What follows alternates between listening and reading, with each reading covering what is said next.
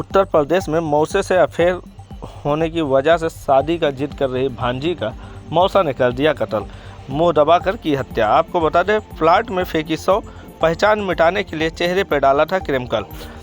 बिजनौर में एक शादीशुदा चचेरा मौसा ने भांजी का कत्ल कर दिया। दोनों में अफेयर था। लड़की शादी करने के लिए जिद करने लगी तो मौसा पीछा छुड़वाने के लिए उसने भांजी को समझाया, लेकिन वह नहीं मानी। इसके बाद मौसा ने उसको मिलने के लिए खाली प्लॉट में बुलाया।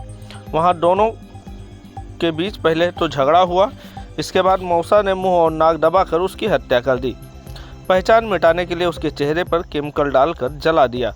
पिता की शिकायत पर पुलिस ने आरोपी मौसा को गुरुवार शाम गिरफ्तार कर लिया। यह वारदात नजीबाबाद इलाके का बताया जा रहा है। दरअसल बीती 15 मार्च को दोपहर एक 22 वर्ष की लड़की का शव नजीबाबाद थाना क्षेत्र में मालन नदी के पास एक खाली प्लाट में पड़ी मिली थी। लोगों की सूचना पर पहुंची पुलिस पहचान कराई तो पता चला लड़की कीरतपुर के रहने वाले गोपाल की बेटी है। लड़की ने पिता गोपाल ने हत्या का आरोप नजीबाबाद में रहने वाले अपने सौतेले साड़ू सचिन शर्मा पर लगाया था। गोपाल ने तहरीर में बताया कि करीब 5 महीने से मेरी बेटी वैशाली अपने भाई और बहन के साथ हरिद्वार के रोशनाबाद में रहकर काम कर रही थी। वहीं पर सचिन भी फैक्ट्री में मार्केटिंग का काम करता था। सचिन का संपर्क मेरी बेटी से हो गया था। सचिन शादीशुदा है, उसके 2 बच्चे भी हैं और उसका परिवार नजीबाबाद में रहता है। नजीबाबाद कोतवाल राजेंद्र सिंह पुंडेर ने बताया कि सचिन की वैशाली से उत्तराखंड में कई बार मुलाकात हुई थी। पूछताछ में सचिन ने बताया, वैशाली ने रोशनबाद ने मुलाकात की थी। अब हम दोनों अफेयर हो गया था। 5 महीने से हम दोनों चोरी छिपे मिलते रहते थे। यह बात मेरे पत्नी को नहीं पता था। वैशाली मुझसे शादी के लिए मेरे साथ ही हरिद्वार में रहने की जिद करने लगी थी। मैंने उससे बताया था कि मैं शादीशुदा हूँ, लेकिन वह मान नहीं रही थी। मैंने उसे कई बार समझाने का प्रयास किया तो वो पुलिस से शिकायत करने की धमकी देने लगी, जिस पर हम दोनों में झगड़ा हो गया। गुस्से में आए 13 मार्च को अपने घर नजीबाबाद आ गया था। सचिन के मुताबिक वैशाली मुझसे मिलने के लिए 14 मार्च को नजीबाबाद आ गई। यहाँ उसने किसी अनजान नंबर से कॉल किया था और तुम्हारे घर आ रही हूँ, यह सुनकर मेरे होश उड़ गए।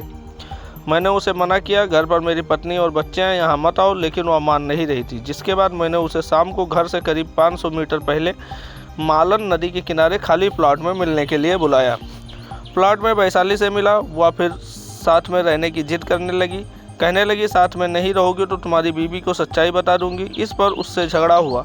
इसी दौरान मैंने उसे ठिकाने लगाने के लिए उसका मुंह दबाकर मार डाला।